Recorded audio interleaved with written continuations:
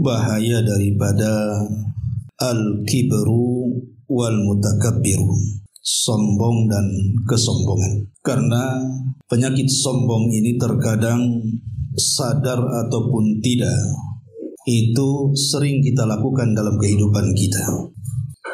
Anehnya karena tidak paham, terkadang perkara-perkara yang kita lakukan yang kita anggap bukan kesombongan itu pula merupakan kesombongan. Ma'asyiral muslimin wal muslimat rahimakumullah.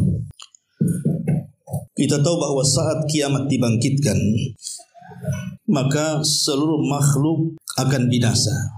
Baik langitnya, buminya atau alam semestanya, maka akan dihancurkan Allah Subhanahu wa taala. Bahkan seluruh makhluk yang berakal atau yang tidak berakal yang Allah ciptakan semua akan dihancurkannya. Apakah itu malaikat, apakah itu jin, bahkan seluruh manusia. Disitulah Allah Subhanahu wa taala menampakkan kesombongannya dan mengatakan, Anal malik, aina mulukud dunya. Saya adalah raja, di mana raja-raja dunia itu. Ainal mutakabbirun, di mana orang-orang yang sombong itu. Karena tidak ada yang bicara, karena memang tidak ada makhluk satupun, karena sudah dibinasakan. Maka Allah Subhanahu wa taala menjawab sendiri ketika Allah mengatakan limanil mulkul yaum, untuk siapa kekuasaan hari ini? Maka Allah mengatakan lillahil wahidil qahar, untuk zat yang maha satu lagi maha perkasa. Dialah Allah Subhanahu wa ta'ala. Kalau kita tahu bahwa sombong itu adalah satu di antara nama-nama Allah Subhanahu wa ta'ala. Bahkan Allah Subhanahu wa ta'ala sampai berfirman dalam hadis kursi bahwa al-kibriya'u ridadi, sombong itu adalah jubahku, kata Allah. Wal azamatu izari, dan keagungan itu adalah pakaianku. Faman naza'ani wahidan minhuma, maka siapapun yang mencabut salah satu dari keduanya dariku, kata Allah, adkhaltuhu jahannam, kumasukkan ia ke dalam jahannam. Berarti kita tahu bahwa yang berhak sombong itu adalah Allah. Kita tidak berhak untuk sombong. Justru harusnya ketika kita memaknai atau memahami nama-nama Allah Subhanahu wa ta'ala al-mutakabbir, bahwa satu-satunya zat yang boleh sombong adalah Allah, maka kita harus berakhlak kebalikannya. Karena kita selaku makhluk, maka kita harus mutawadhi, menjadi makhluk yang rendah diri. Ma'asyiral muslimin wal muslimat rahimakumullah. Dijelaskan dalam sebuah hadis yang dikeluarkan dari Imam Muslim dan juga Bukhari, dalam hadis Abi Hurairah radhiyallahu anhu. Nabi sallallahu alaihi wasallam bersabda, "Ihtajatin naru wal jannatu." Satu hari sorga dan neraka pernah berdebat. Faqalat, "Hadhihi yadkhulunil jabbaruna wal mutakabbirun." Maka yang pertama bicara adalah neraka. Kata neraka, aku disiapkan untuk orang-orang yang sombong lagi aku. Wa qalat, kemudian berkata sorga, hadhihi yadkhuluni ad-du'afa wal masakin. Kata sorga, akan dimasukkan ke dalamku orang-orang yang lemah dan orang-orang yang miskin. Faqala Allah azza wa jalla, maka Allah Subhanahu wa taala berfirman, li hadhihi anta adzabi u'adzibu bika ma asya. Maka kata Allah Subhanahu wa taala berkata kepada neraka, engkau adalah azabku. Barangkali Allah mengatakan, aku akan mengazab denganmu siapapun yang aku kehendaki untuk diazab. Lalu Allah juga mengatakan kepada sorga, usibu bika wa qala li hadhihi anta rahmati arhamu bika man asya wa likulli wahidi minkuma mil'uha. Kemudian Allah mengatakan kepada sorga, engkau adalah rahmatku yang akan aku sayangi denganmu sesiapa saja orang yang ku kehendaki, dan tiap-tiap dari kalian berdua aku akan penuhi dengan penghuni keduanya. Ma'asyiral muslimin wal muslimat rahimani wa rahimakumullah. Lihat bagaimana secara terang-terangan neraka mengatakan yadkhulunil jabbaruna wal mutakabbir, akan memenuhi aku, kata neraka, orang-orang yang sombong lagi angkuh. Dari sini kita tahu bahwa kesombongan dan keangkuhan itu terancam dengan neraka. Dan kita tahu bahwa makhluk yang pertama kali sombong siapa? Iblis. Maka siapapun yang sombong setelah iblis, maka pasti ada kaitannya dengan iblis. Siapapun yang sombong dan angkuh setelah iblis, maka pasti ada kaitan dengan iblis, karena dia yang memberikan contoh pertama kali kesombongan. Saat Allah Subhanahu wa taala menciptakan Adam, kemudian Allah Subhanahu wa taala memerintahkan kepada iblis dan seluruh malaikat untuk sujud kepada Adam. Maka malaikat semua sujud kecuali iblis, kata Allah. Illa iblis aba wastakbara wa kana minal kafirin. Dia pun enggan sujud, dia pun sombong dan termasuk orang-orang yang rugi, orang-orang yang kafir. Dari sini kita tahu bahwa yang pertama kali penyakit yang muncul di langit adalah al-kibru, kesombongan. Di mana kesombongan ini muncul karena penyakit yang disebut dengan hasad. Kan awalnya iblis itu hasad tuh sama Adam. Dari hasad inilah muncul kesombongan. Maka hati-hati, siapapun yang hasad pasti dia sombong. Karena awal sombong itu dimulai dari hasad. Hasadnya iblis kepada Adam, sehingga dia menolak perintah Allah Subhanahu wa taala untuk sujud kepada Adam. Ma'asyiral muslimin wal muslimat rahimani wa rahimakumullah. Baik, kita akan bentangkan tentang masalah sombong ini. Apa sih sombong itu secara istilah? Dijelaskan oleh para ulama, jadi sombong itu adalah istighamul insani nafsahu, di mana manusia merasa dirinya lebih besar dibandingkan orang lain. Wa istihsanu ma fihi minal fadaili, dan menganggap dia lebih hebat karena banyak keutamaan yang dimiliki dia dibandingkan orang lain. Wal istihanatu bin nas, kemudian merendahkan orang lain. Wa istisgharuhum, mengecilkan orang lain. Wa tarafu ala man yajibu at-tawadhu'u lahu, dan mengangkat dirinya kepada orang yang kepada zat yang wajib harusnya kita merendahkan diri. Itulah makna daripada al-kibru, kesombongan. Jadi sombong itu merasa besar dirinya, orang lain itu kecil bagi dia. Merasa kebaikannya jauh lebih banyak, orang lain itu sedikit kebaikannya dibandingkan dirinya. Dari situ mulai dia merendahkan orang. Dari situ dia mulai mengecilkan orang. Akhirnya sampai kepada at-tarafu. Dia merasa tinggi di hadapan zat yang harusnya dia tawadhu, di hadapan Allah Subhanahu wa ta'ala. Itulah sombong. Makanya di zaman Nabi SAW ada seorang sahabat yang makan di hadapan Nabi. Kemudian Nabi SAW mengatakan, kul biyaminik, makan dengan tangan kanan. Dia mengatakan, mastata'tu, aku tidak bisa. Lah, belum dicoba sudah bilang tidak bisa. Harusnya dia coba dulu. Kalau memang tidak bisa makan dengan tangan kanan, barulah dengan tangan kiri. Artinya dia sudah berusaha tapi tak kunjung bisa. Tapi justru orang ini mengatakan di hadapan Rasul, mastata'tu, aku tidak bisa. Maka Nabi SAW langsung mengatakan, idzan mastata'ta abada. Kalau begitu engkau tidak sanggup mengangkat tanganmu selamanya. Sejak itu setruk kedua tangannya tidak bisa diangkat. Allah kirim adab secara kes. Kemudian Rasul mengatakan, tidaklah dia mengucapkan seperti itu melainkan karena kesombongan. Hendak menentang perintah Rasulnya yang harusnya dia rendah diri di hadapan Rasulnya, malah dia menyombongkan dirinya. Itu akibat kesombongan. Akhirnya mengangkat dirinya di hadapan yang harusnya dia merendahkan diri.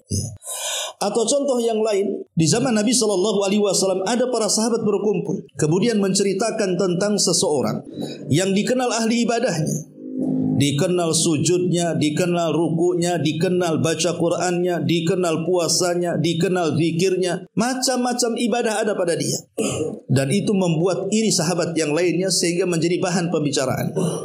Sampailah berita itu kepada Nabi. Maka Nabi SAW akhirnya berkumpul dengan sahabat-sahabat yang memuji orang yang menurut mereka itu paling ahli ibadah. Sampai satu hari orang yang dibicarakan itu muncul di masjid. Maka Nabi SAW memperhatikan wajah orang yang dipuji-puji oleh para sahabat karena ibadahnya. Tapi Nabi mengatakan di hadapan para sahabatnya, sungguh di wajah orang yang kalian puji itu penuh dengan sentuhan-sentuhan syaitan. Sahabat yang lain heran, kenapa Rasul bisa bicara seperti itu? Padahal dia orang yang paling hebat salatnya di antara kami, orang yang paling hebat puasanya di antara kami, orang yang paling hebat baca Qur'annya di antara kami.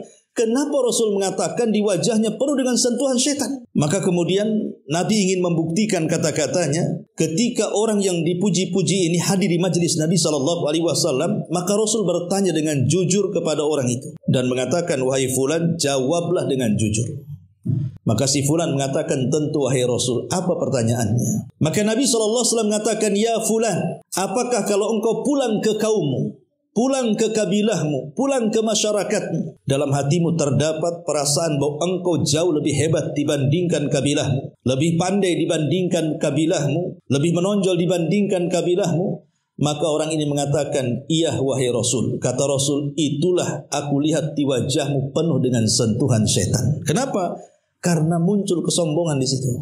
Sombong, dia kan tidak ngomong saya lebih hebat, cuman dalam hatinya merasa dia lebih hebat. Kalau dalam hatinya menyembunyikan perasaan itu sudah dianggap kesombongan, sehingga Rasul katakan penuh dengan sentuhan setan, macam mana pula dengan orang yang berbicara langsung bahwa dia lebih hebat dibandingkan orang lain dan merendahkan, ini tentu lebih sombong lagi. Ma'asyiral muslimin wal muslimat rahimani wa rahimakumullah.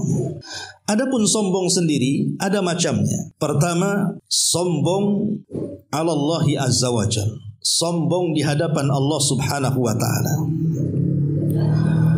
Sombong di hadapan Allah Subhanahu wa taala adalah orang-orang yang tidak mau beribadah kepada Allah, tidak mau berdoa kepada Allah Subhanahu wa taala, merasa dirinya lebih kaya, tidak berhajat lagi kepada Allah. Maka ini sombong di hadapan Allah. Seperti orang-orang yang tidak mau berdoa karena merasa kaya, merasa cukup tanpa Allah. Maka orang yang seperti ini Allah firmankan dalam surah Ghafir ayat 60, innal ladzina yastakbiruna an ibadati sayadkhuluna jahannama dakhirin. Sesungguhnya orang-orang yang sombong dari ibadah kepada aku, kata Allah, maka mereka akan dimasukkan ke dalam jahanam dan Allah hinakan di dalamnya. Jadi orang yang sombong kepada Allah adalah orang yang diperintah dia tidak mau melakukan, orang yang dilarang tidak mau berhenti, orang yang diberikan kenikmatan tidak mau menikmati, dan orang yang diberitahu ini haram malah kemudian dijalani. Maka itu sombong kepada Allah Subhanahu wa taala, tidak mau tunduk dengan syariatnya.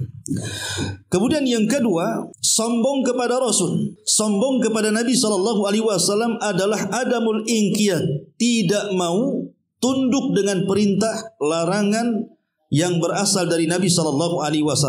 Seperti yang terjadi kepada kufar Quraisy, orang-orang kafir Quraisy itu kan. Ketika Nabi SAW datang dengan membawa syariat Allah kemudian disampaikan kepada mereka, mereka pun sombong, menolak ajaran Rasul, bahkan berani memusuhi Rasul SAW.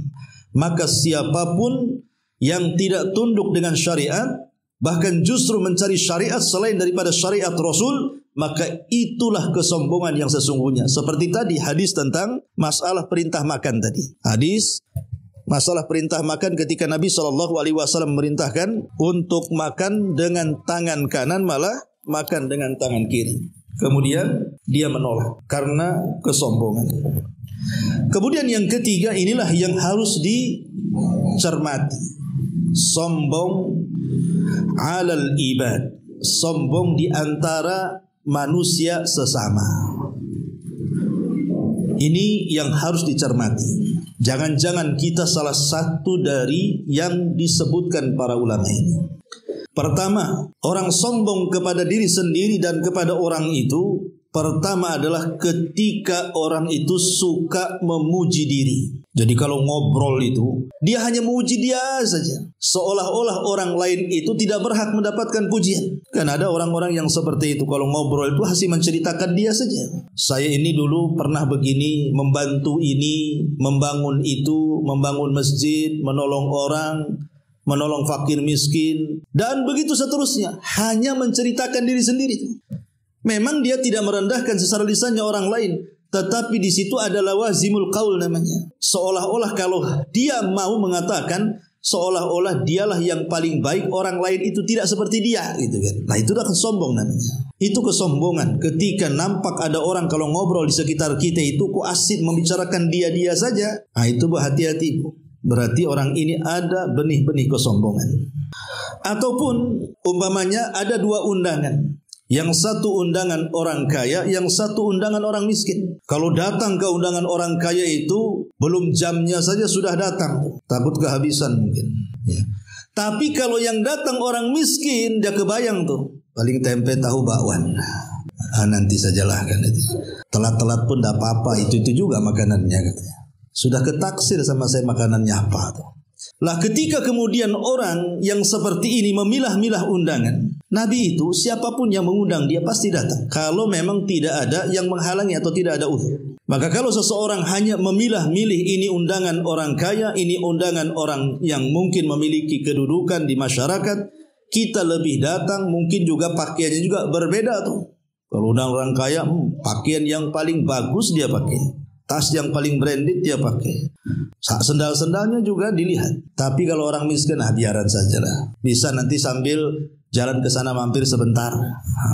Lah ini kesombongan. Padahal kita tahu bahwa walimah yang dihadiri hanya orang-orang kaya itu adalah seburuk-buruk walimah. Kalau Anda melakukan acara walimatul arus, pernikahan, ya mungkin anak kita atau saudara kita atau mungkin kerabat kita yang banyak hadir itu orang-orang kaya dan tidak ada orang miskinnya, maka itu alamat bahwa makanan yang dimakan itu seburuk-buruk makanan. Ya. Jadi makanan yang dimakan adalah seburuk-buruk makanan. Ini contoh yang kedua. Ya.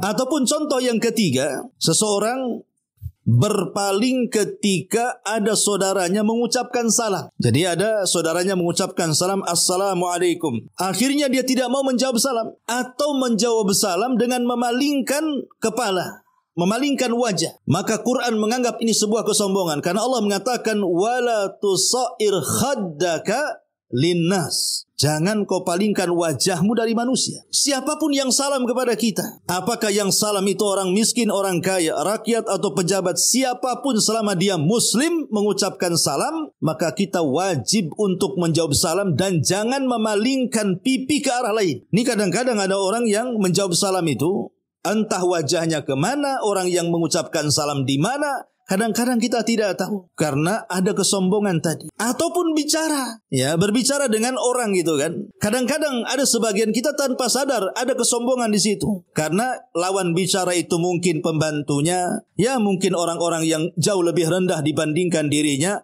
Kadang-kadang tidak menghadap badan tuh. Badan kemana, mulut kemana, orangnya di mana? Tidak tahu. Ini kesombongan. Semua manusia itu sama di hadapan Allah Subhanahu wa Ta'ala. Yang bedakan itu hanya takwa saja. Kenapa dibeda-bedakan? Ya.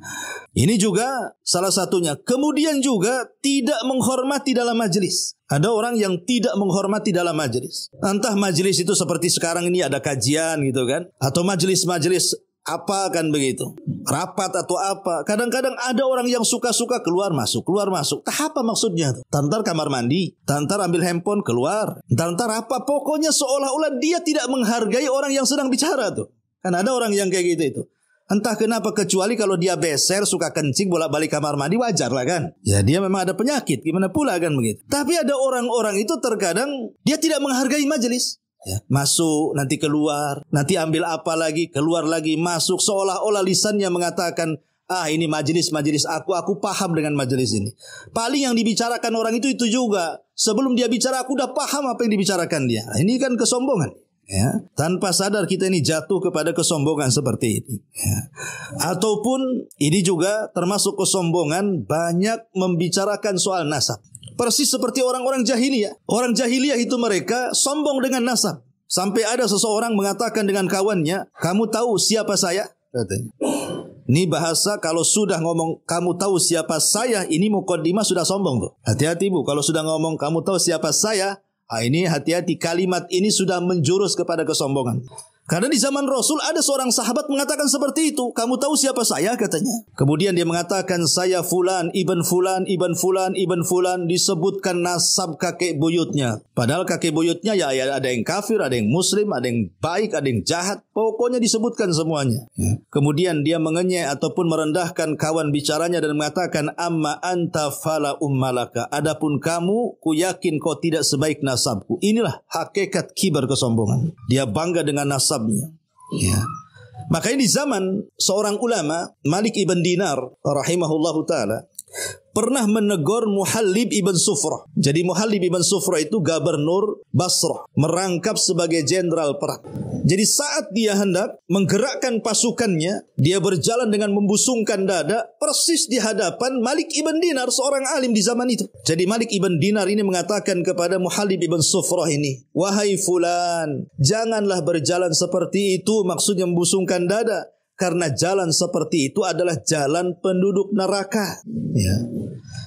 Tiba-tiba tidak terima nih Muhallib ibn Sufrah ini, karena dia merasa gubernur, dia juga jenderal perang. Dia langsung melirik orang yang menegurnya, Malik ibn Dinar, dan mengatakan, "Ala ta'rifuni?" Kok ngomong gitu, kok nggak tahu siapa saya? Nah, ini mulai di sini. Ya. Kok nggak tahu siapa saya ya katanya. Ngomong kok sembarangan katanya. Tapi Malik ibn Dinar karena dia seorang alim, dia tenang saja bicara. Dia mengatakan, "Bal a'rifuka haqqal ma'rifah." Bahkan aku tahu siapa kamu katanya. Aku tahu loh siapa kamu katanya. Jadi Muhallib ibn Sufrah ini mengatakan, baik kalau engkau tahu siapa aku, kira-kira siapa aku katanya. Ya. Dikiranya dia mengatakan, oh engkau itu gubernur, engkau itu jenderal. Dikiranya itu yang mau dibicarakan. Tapi Malik ibn Dinar mengatakan berbeda dari apa yang dipikirkan Muhallib ibn Sufrah ini. Dia mengatakan, bahkan aku tahu siapa dirimu daripada dirimu sendiri. Gitu. Kemudian Malik ibn Dinar mengatakan, engkau ini manusia yang keluar 2 kali dari 2 jalur yang najis. Langsung begitu dia. Kamu itu manusia yang keluar 2 kali dari jalur dan tempat najis. Pertama dari sperma bapakmu, ya, masuk ke kemaluan ibumu, keluar dari tempat najis. Kemudian saat engkau lahir, engkau keluar juga dari kemaluan ibumu, dari tempat najis juga. Artinya engkau manusia yang keluar dari 2 lubang tempat najis katanya. Dan sekarang perutmu itu penuh dengan najis tuh. Perut kita ini kan penuh dengan najis. Ya. Dan kalau engkau mati, engkau jadi bangkai, tidak ada manusia yang akan mengurusmu katanya. Subhanallah. Kira-kira berani nggak kita ngomong gitu sama gubernur atau sama wali kota gitu kan? Saya yakin nggak berani lah. Tapi lihat bagaimana Malik ibn Dinar ini menjelaskan tentang hakikat kesombongan. Jangan pernah sombong. Coba lihat dan mengaca dari mana kita diciptakan gitu maksudnya. Kita ini diciptakan dari setetes mani, keluar dari tempat najis, kemudian dikeluarkan lagi dari tempat najis yang lainnya. Kemudian setelah kita keluar dipenuhi perut kita dengan najis, dan kalau mati tidak diurus orang, 2-3 hari menjadi bangkai bau, tidak ada orang yang dekat dengan kita juga kok. Lah dari situlah pentingnya kita merenungkan bahwa sombong itu sifat tercela dalam agama. Ma'asyiral muslimin wal muslimat rahimani wa rahimakumullah. Termasuk juga merendahkan orang lain ataupun menolak kebenaran. Dahulu Nabi SAW ketika menceritakan tentang wasiat Nuh kepada putranya, salah satu wasiat Nuh kepada putranya adalah wa anhaka an isnataini anisyirki wa anil kibri. Kularang kepadamu hai putraku, kata Nuh, jangan jatuh kepada kesyirikan dan jangan jatuh kepada kesombongan. Sahabat ketika mendengar wasiat Nuh yang dibacakan Rasul, bahwa Nuh melarang kepada putranya jangan syirik dan jangan sombong, sahabat mengatakan, ya Rasulullah, amma syirku fa'alimna. Adapun kesyirikan kami sudah tahu. Wa mal kibru, lalu apa itu sombong?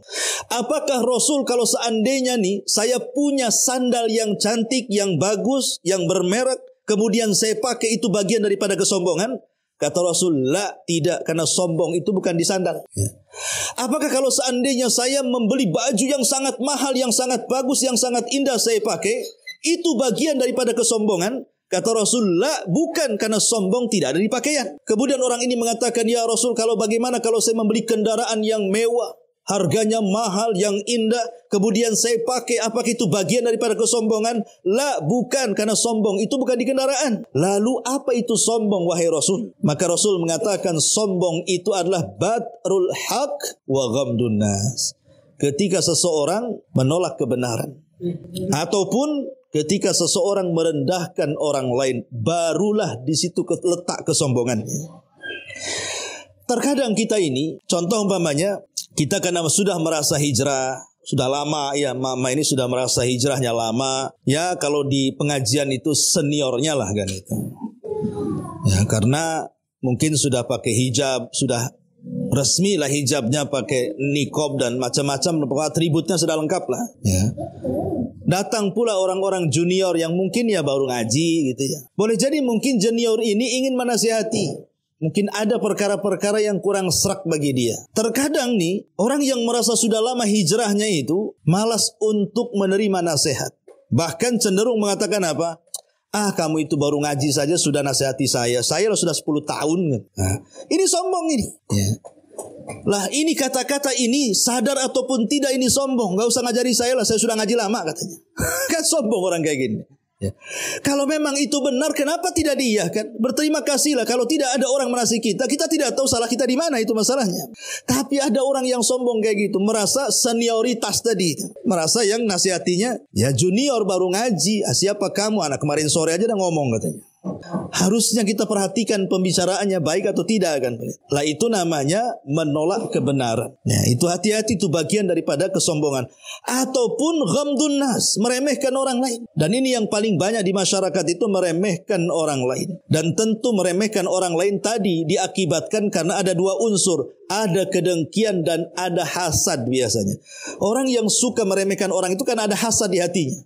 Karena ada hasad, ada dengki, akhirnya merendahkan orang, menjelek-jelekan orang, memburuk-burukan orang karena hasadnya. Dan ini paling banyak sekali dalam muamalah kehidupan kita yang seperti ini. Taib, ma'asyiral muslimin wal muslimat rahimani wa rahimakumullah. Ini contoh-contoh sombong yang berkaitan dengan hamba-hamba dan banyak lagi contoh-contoh yang lainnya. Tapi yang jelas bahwa kesombongan ini ada sebabnya. Kenapa orang itu bisa sombong itu? Kenapa? Kok bisa sombong itu? Pertama, al-jahlu billahi, karena kejahilan kepada Allah. Dia jahil kepada Allah subhanahu wa ta'ala sehingga menimbulkan kesombongan. Allah itu ala kulli syai'in qadir. Dia mampu melakukan apapun. Dia jahil dengan Allah, jahil dengan ukubah, dengan ancaman-ancaman Allah, dengan azab-azab Allah yang akan ditimpakan kepada orang yang sombong. Ketika ini yang terjadi, makanya dia akan terus sombong. Tapi orang yang tahu Allah, bagaimana azabnya, bagaimana ngerinya, bagaimana nerakanya, bagaimana ancamannya, kalau saya sombong nanti pada hari kiamat, kata Rasul, akan dibentuk seperti semut yang berseok-seok di depan kaki-kaki raksasa. Karena Rasul yang mengatakan yuhsyarunal mutakabbiruna yaumal qiyamah ka'amsaliz zar. Akan dikumpulkan pada hari kiamat itu, akan dikumpulkan pada hari kiamat orang-orang yang sombong seperti semut dibentuk oleh Allah tuh. Kenapa dibentuk seperti semut? Karena di dunia dia merasa besar, di akhirat dikecilkan oleh Allah Subhanahu wa taala. Baru tahu dia siapa yang sombong, siapa yang tidak boleh sombong. Kapan itu? Saat dibangkitkan pada hari kiamat. Jadi saat dibangkitkan manusia itu badannya besar-besar, orang yang sombong dibangkitkan badannya sebesar semut. Coba bayangkan, ketika kemudian ada suara supaya berkumpul di satu tempat yang disebut dengan padang mahsyar, orang-orang yang sombong ini yang diciptakan oleh Allah seperti semut, maka dia akan kesusahan menuju panggilan itu. Kenapa? Karena membutuhkan waktu lama. Kita jalan kaki saja 2-3 kilo sudah pengkor kan gitu ya. Apalagi kecil menunggu panggilan itu. Sementara dia harus menyeok-nyeokkan dirinya, menghindari dari langkah-langkah kaki orang-orang besar. Tersiksa orang yang sombong itu. Itu pada hari kiamat tuh.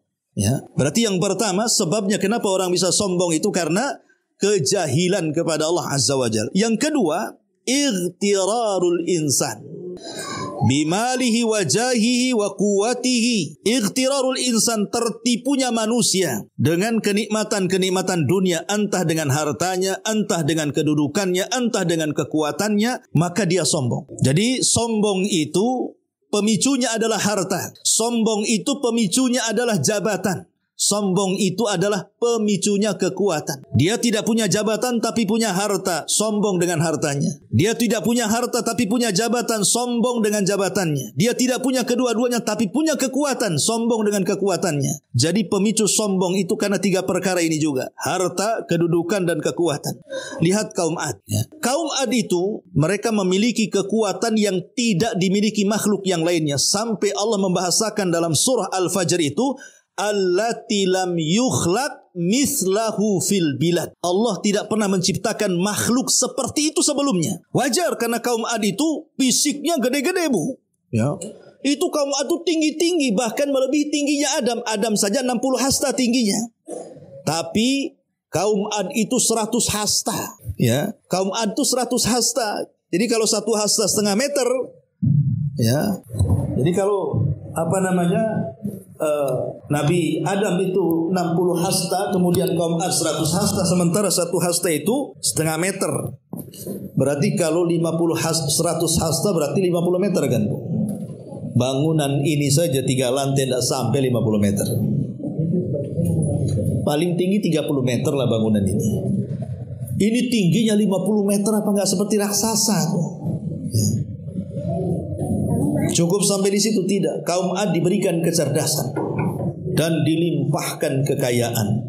Artinya cukup tiga-tiganya. Dia punya kekuatan, dia punya kedudukan, dia punya kekayaan. Itulah kaum Ad. Makanya di zaman itu dia menguasai dunia. Dan dia kalau menyerang sebuah musuh, dia tidak perlu mengutus pasukan. Ya. Dia cukup mengutus 1, 2, 3 orang saja, suruh menghancurkan itu mudah bagi mereka. Kenapa? Karena ras selain mereka kecil-kecil badannya, sementara kaum Ad itu besar-besar badannya. Gimana raksasa mau dilawan? Oh, di zaman itu kan belum ada peralatan canggih kayak sekarang, ada nuklir, ada apa kan gitu ya. Sehingga ya tangan kosong atau pakai senjata ya mudah mengalahkan musuh. Jadi mudah mereka itu menjajah negeri-negeri yang lainnya. Akhirnya kaya raya. Dari situlah kaum Ad sombong dan mengatakan, man asyaddu minna quwwatan. Siapa yang lebih kuat dibandingkan kami? Ini ucapan sombong. Siapa yang lebih kuat dibandingkan kami? Siapa yang lebih kaya dibandingkan kami? Siapa yang berkedudukan dibandingkan kami? Sombong kaum Ad. Makanya Allah mengatakan fa amma adun istakbaru fil ardi bighairi haq. Adapun kaum Ad, mereka menyombongkan di permukaan bumi tanpa ada hak yang dibenarkan. Apa yang terjadi? Diutus kepada kaum Ad Nabiullah Hud alaihi salatu wassalam. Dinasihati, ya. Tapi kaum Ad tidak menerima nasihat Hud. Justru Nabi Hud ditolak dan diingkari. Sampai akhirnya mereka pun meminta didatangkan azab kepada Nabi Allah Hud. Bayangkan, nantang Allah dan mengatakan, Hud, kalau engkau memang seorang nabi, datangkan coba azab Allah, azab Tuhanmu itu benar tak enggak, katanya. Bayangkan, berani tuh meminta kepada seorang nabi supaya mendatangkan azab. Allah kok ditantang. Siapa yang bisa nantang Allah? Akhirnya kemudian Hud marah, kemudian menakut-nakuti mereka bahwa sebentar lagi azab Allah akan datang kepada kalian. Akhirnya kemudian Hud pun keluar sebelum datang azab itu dari negerinya Ad menuju Makkah Al-Mukarramah. Karena posisi Ad itu ada di kota Iram. Dan Iram itu letaknya di antara Oman dan Hadral Maut. Keluar dari kota Iram, makanya Allah mengatakan Irama Dzatil Imad. Negeri Iram yang penuh dengan bangunan-bangunan yang sangat besar dan tinggi dan menjulang. Karena di antara kehususan kaum Ad itu dia bisa memahat bukit batu bisa menjadi istana. Saking kuatnya. Bukan untuk ditempati, tidak. Itu hanya sekedar main-main saja. Mereka membuat bangunan-bangunan besar itu. Tidak ditempati. Paling sekali-kali saja rumah singgah gitu. Tapi kecerdasan mereka terlihat dari seni mereka yang sangat tinggi itu. Dilihat ketika peninggalan kaum Samud. Jadi akhirnya Nabi Hud keluar dari negeri Iram menuju Mekah dengan orang-orang yang sedikit dari orang-orang yang beriman, karena akan turun azab kepada mereka. Akhirnya turunlah betul-betul azab selama 3 tahun, terjadi pacaklik hebat. Tidak turun hujan, sementara kehidupan mereka dihidupi lebih banyak dengan dunia pertanian dan perladangan. Kalau tidak ada air kan masalah tuh. Ya. Akhirnya semua menjadi kering, binatang banyak mati, mulai manusia kelaparan dan satu persatu meninggal dunia. Akhirnya kemudian mereka pun mengutus beberapa orang untuk datang ke Mekah. Karena di Mekah itu ada berhala yang paling tinggi posisinya. Jadi mereka itu punya berhala yang bertingkat-tingkat begitu ya. Lah yang paling sakti itu berhala yang ada di Mekah katanya. Berangkatlah orang-orang ini ke Mekah menemui berhalanya. Ketika sampai di Mekah, mereka pun datang ke berhalanya dan meminta agar berhala mereka menurunkan hujan. Akhirnya Allah Subhanahu wa taala membuat suara dari langit bahwa permintaan mereka diterima. Inilah istidraj namanya. Bahwa mereka suruh pulang sebentar lagi akan dikirim awan. Sebelumnya suara itu menawarkan, kira-kira kalau aku kirim awan kepada kalian, warnanya yang mana? Yang putih, yang merah, atau yang gelap gulita? Mereka mengatakan, ya tentu yang gelap itu yang banyak airnya. Kirimkan saja awan yang gelap katanya. Pulang tuh kaum Ad ke kaumnya, ke Iram. Selang beberapa hari dari kedatangan mereka dari Mekah meminta hujan kepada berhalanya, tiba-tiba datang dari kejauhan awan yang sangat hitam kemudian memenuhi negeri Iran. Maka mereka mengira bahwa doa mereka mustajab. Mereka keluar semua, tidak tersisa mau anak kecil, orang remaja, orang dewasa, orang tua, laki-laki, perempuan, yang hamil, yang tidak, semua keluar. Karena selama ini mereka sudah tidak tahan dengan azab Allah berupa pacak ini. Mereka ingin merasakan hujan yang deras yang akan mereka nikmati. Mereka tidak paham di balik awan hitam itu persiapan azab Allah untuk menyapu mereka. Ketika awan itu betul-betul sudah di kepala mereka, disitulah Allah datangkan badainya.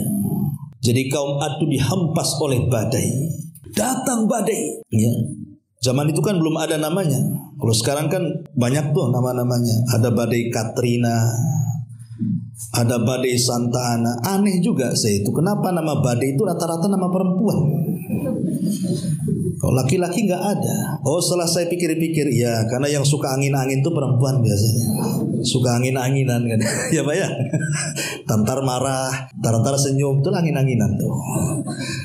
Jadi akhirnya kemudian datang badai itu luar biasa, menyapu semuanya. Mengangkat rumah, mengangkat pohon, mengangkat manusia, diangkatnya semua oleh badai itu. Kemudian diangkat ke langit. Sehingga tidak ada manusia dan bangunan dan pohon kecuali diangkat ke langit. Berapa hari? 7 malam 8 hari. Sab'ata layalin wa thamaniyata ayyamin husuma. 7 malam 8 hari. 7 malam 8 hari. Dia ada di langit ngapung, diputar-putar badai. Ya secara otomatis pasti matilah kan di atas tuh. Seminggu tak makan, gimana akan hidup? Belum lagi diputar-putar, apa enggak pening kepalanya, ditabrak-tabrakan, mati semua di langit. Kemudian setelah hari ke-8, maka Allah subhanahu wa ta'ala tumpahkan bangkai-bangkai yang ada di langit itu, sehingga Allah katakan ka'ajazin nakhlin khawiyah. Mereka seperti tunggul-tunggul kurma yang dilempar ke dalam bumi, menancap di bumi-bumi itu, mati semuanya. Subhanallah, kalau kita kiaskan dengan badai Santa Ana yang terjadi di California, yang sekarang-karang ini lagi trending topik di medsos. Bagaimana datang badai Santa Ana yang katanya pengaruhnya membuat kering bumi, kering pohon, sesuatu yang basah kering sudah mudah terbakar. Kita lihat kehancuran California, Los Angeles sana ya. Kota yang sangat luar biasa indahnya. Boleh dikata surganya dunia bagi warga Amerika sana. Kota yang dipenuhi dengan gedung-gedung pencakar langit nan indah luar biasa. Belum lagi rumah-rumah mewah dan megah. Belum lagi negara yang paling kaya dari negara bagian Amerika, yang konon cukainya paling besar disumbangkan ke negaranya. Lihat, apabila Allah berkehendak kun fayakun. Berawal dari api di atas bukit yang biasa terbakar setiap tahunnya, siapa sangka kemudian api itu bisa merambah ke perkotaan dan menghancurkan segalanya. Itu pun bukan hitungan bulan, bukan hitungan tahun. Seperti Israel ketika membumi hanguskan Gaza dan meratakan dengan tanah itu, perlu setahun 6 bulan baru rata tuh dengan tanah dengan bom bombardirnya. Tapi apa yang terjadi di California situ tidak butuh kecuali dalam waktu sesingkat-singkatnya, hanya 3 hari sudah habis. Bahkan sampai hari ini titik-titik api pun masih ada. Coba bayangkan. Sehingga kita bertanya, ini azabkah atau tegurankah? Tapi yang jelas bahwa lihat bagaimana Allah subhanahu wa ta'ala al-aziz, Maha perkasa, mampu menghancurkan segalanya. Ya wajar Ustaz, karena memang di situ memang negara yang penuh dengan kemaksiatan kepada Allah. Bahkan ada seorang selebritis mengatakan negara tanpa Tuhan katanya. Karena sebelumnya ada istihza dengan Allah, mengolok-olok Allah kan, yang di viral-viral itu, bahwa Allah itu diletakkan di bawah manusia, bukan di atas manusia. Bahkan pemimpinnya Donald Trump, dia mengatakan sebelum dilantik menjadi presiden, aku akan buat neraka di Timur Tengah kan.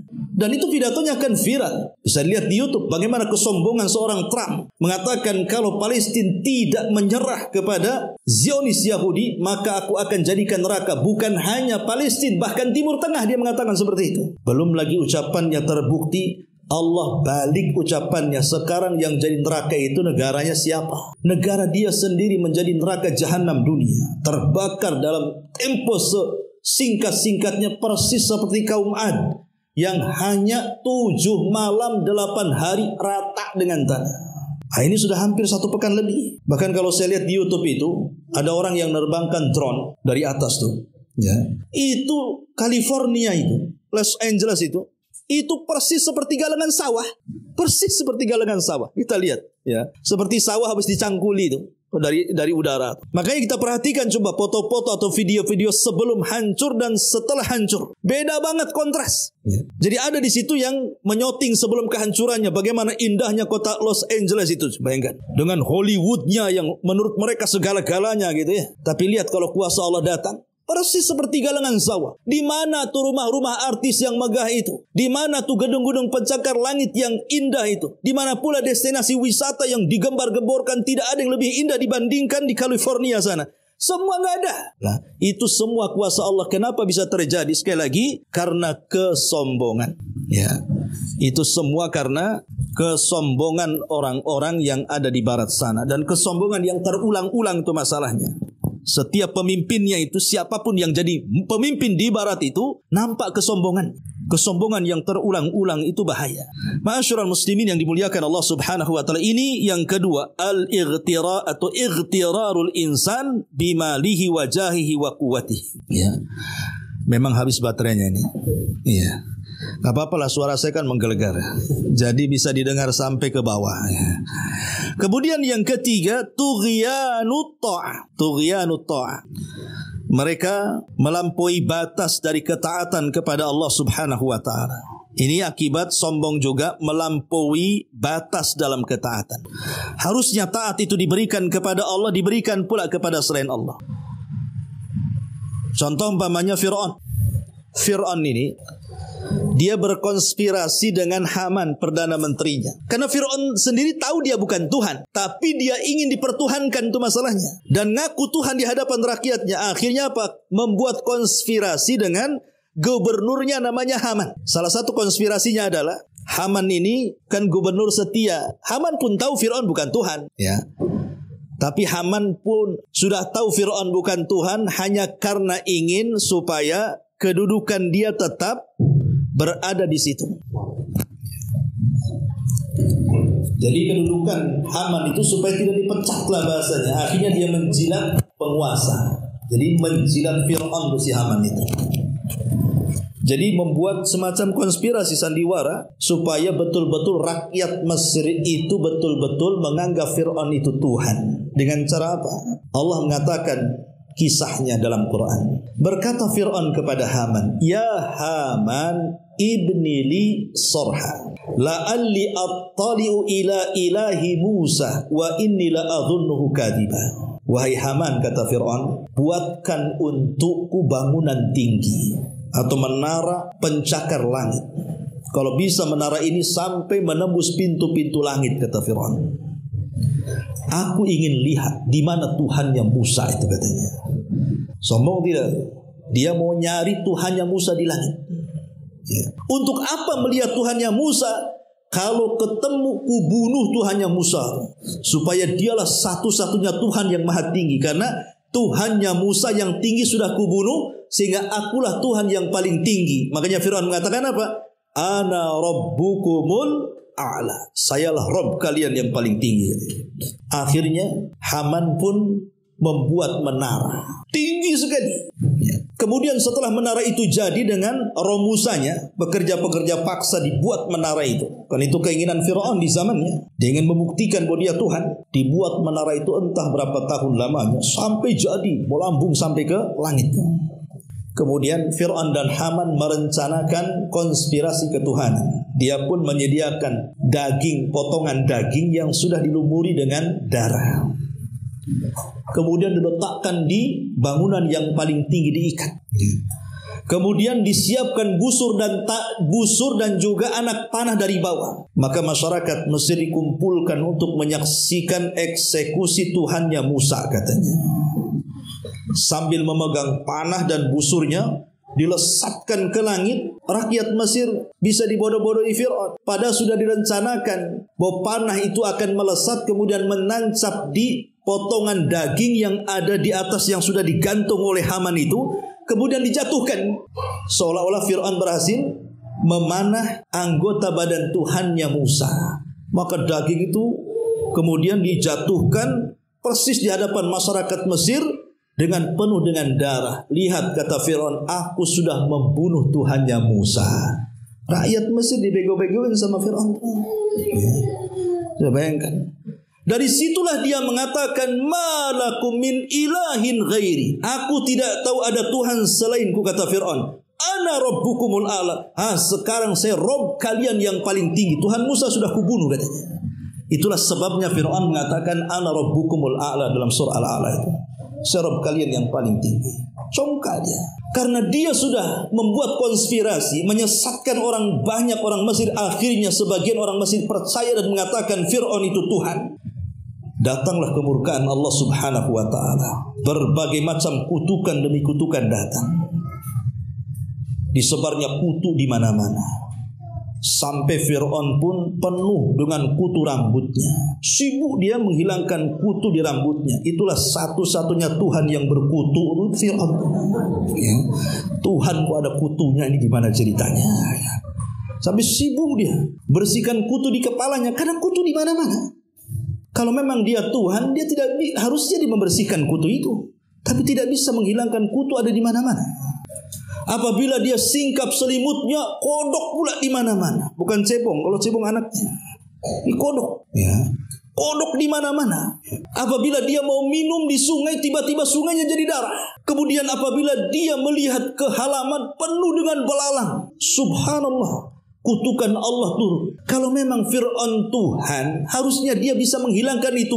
Malah kemudian datang kepada Nabi Musa dan mengatakan, ya Musa, berdoalah kepada Tuhanmu. Lah katanya sudah dibunuh Tuhannya Musa. Kenapa sekarang minta supaya Musa berdoa kepada Tuhannya agar dihilangkan? Akhirnya betul-betul dihilangkan. Gak percaya juga, masih juga ngaku Tuhan. Dasar Fir'aun. Ya. Akhirnya kemudian Nabi Musa pun melihat Bani Israel kayaknya tidak bisa lama di Mesir. Harus dibawa ke tempat lain supaya tidak terpengaruh dengan ajaran Fir'aun dan juga masyarakat Mesir.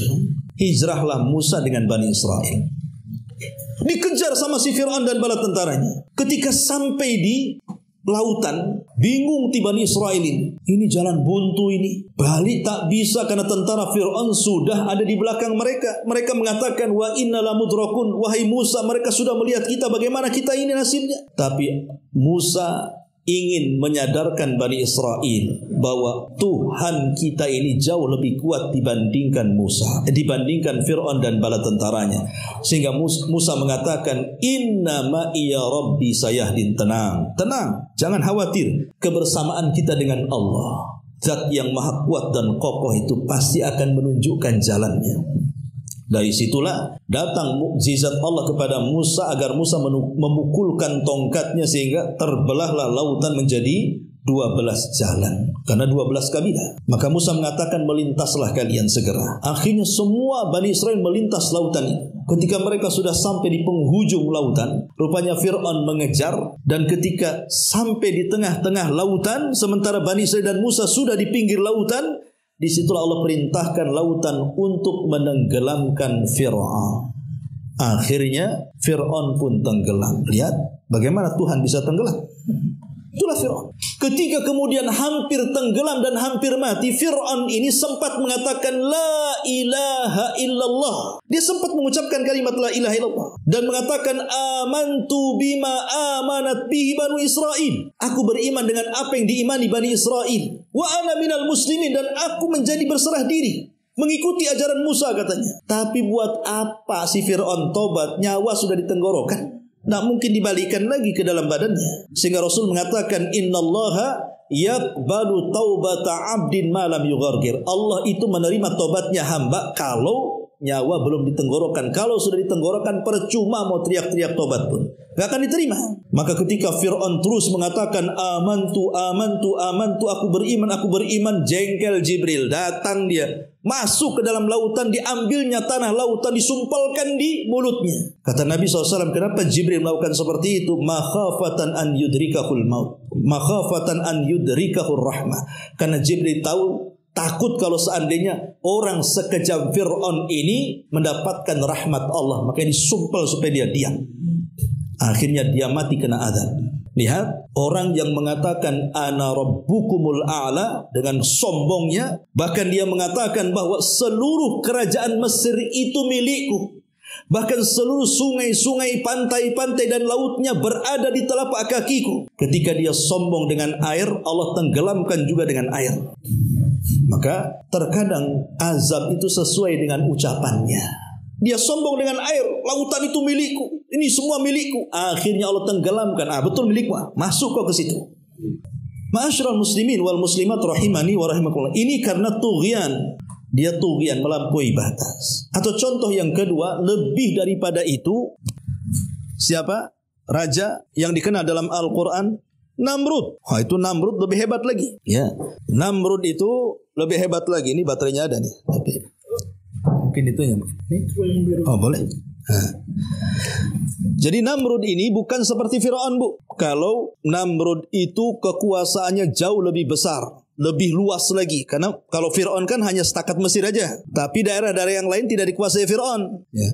Tapi kalau Namrud ini kekuasaannya mencakup 7 iklim dunia. Hampir sebagian besar dunia itu dikuasai Namrud. Makanya para ulama mengatakan ada 4 raja yang pernah menguasai dunia, 2 mukmin, 2 kafir. Adapun yang mukmin Sulaiman dan Zulkarnain, adapun yang kafir Namrud dan Bukhtun Nasr, sama-sama kerajaan Babil. Jadi mereka raja Babylon yang ada di Irak.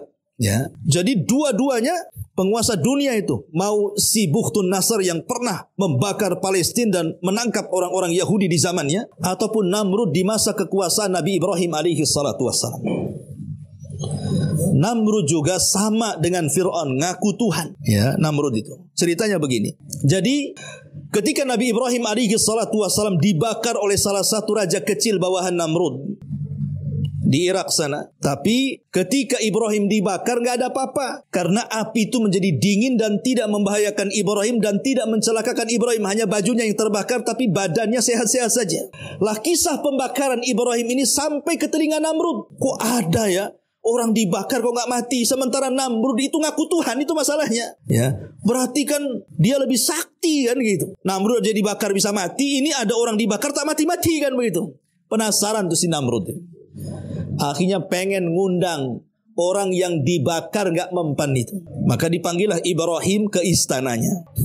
Kemudian ditanya, bagaimana kau dibakar tidak bisa mempan api itu wahai Ibrahim, kata Namrud. Karena kata Ibrahim, yang menjadikan aku tidak dibakar adalah Allah yang telah menghidupkanku dan yang akan mematikanku. Ketika dia mendengar kalimat itu, kalau itu kemampuan Tuhanmu, aku pun bisa. Ana uhyi wa umit, aku pun bisa menghidupkan dan bisa mematikan, katanya. Kata Ibrahim, bagaimana caranya wahai Namrud? Akhirnya Namrud pun mengatakan, kemarikan datang 2 orang dari penjara. Didatangkan 2 orang dari penjara, yang satu dibantai mati, yang satu dilepaskan. Kata Namrud, lihat, aku bisa menghidupkan dan mematikan, katanya. Tuh, aku matikan tuh yang satu, ini yang satu ku bebaskan, ku hidupkan, katanya. Ibrahim tahu, bukan itu maksudnya. Kalau itu semua orang juga bisa kan gitu ya. Tapi Ibrahim tidak mau melanjutkan, karena ini urusan darah masalahnya. Maka Ibrahim mengganti topik pertanyaannya dan mengatakan, wahai Namrud, Tuhanku, kata Ibrahim, dia bisa mendatangkan matahari dari arah timur. Sekarang kau datangkan dari arah barat. Fa'ti biha minal maghrib. Datangkan dari arah barat. Ya itu sudah nggak bisa lah, bukan kuasaan si Namrud. Maka Namrud mengatakan, fabuhital ladzi kafar, dia pun terdiam, tidak bisa berkata-kata. Ya. Maka setelah Ibrahim pergi, dia terpikir dengan Ibrahim, siapa si Tuhan Ibrahim ini? Kenapa dia memberikan kesaktian? Kalau Ibrahimnya aja sesakti begitu, berarti Tuhannya lebih sakti lah kan begitu. Sementara dia ngaku Tuhan, si Namrud ini. Akhirnya kasusnya sama dengan Fir'aun. Dia meminta kepada Perdana Menterinya untuk dibuatkan Burju Babil namanya. Menara Babil.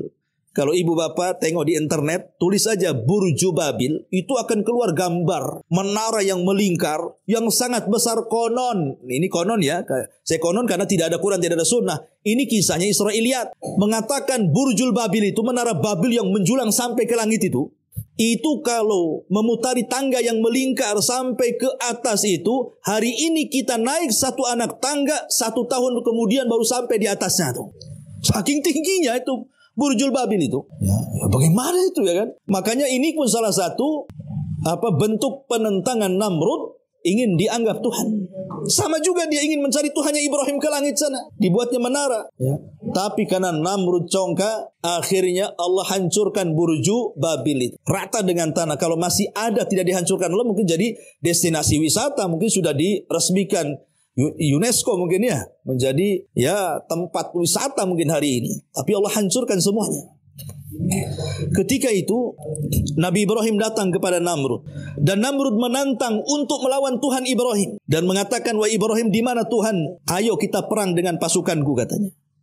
Kata Ibrahim dengan tenangnya, "Siap. Kapan kira-kira peperangan kita?" Kata Namrud, "Terserah engkau." Kata Ibrahim, "Baik. Hari ini kau siapkan pasukan yang banyak. Besok setelah matahari terbit meninggi 1 tombak, Tuhanku akan datang dan pasukannya." Maka Namrud dengan semangat ingin perang melawan Tuhan Ibrahim, menyiapkan pasukan. Bayangkan, Tuhan dilawan. Ya. Disiapkan tuh pasukannya tuh. Ibrahim tenang-tenang aja malam itu, ya tidur, ya apa masalahnya, bukan dia yang berhadapan dengan tentara Namrud. Allah yang akan berhadapan. Setelah datang waktunya matahari terbit meninggi 1 tombak, Ibrahim datang sendirian. Ketika berjumpa dengan Namrud, Namrud tertawa. "Mana pasukan Tuhanmu? Kenapa kau sendirian?" katanya. Kata Ibrahim, "Tenang. Setelah matahari meninggi 1 tombak, lihat nanti apa yang terjadi," katanya.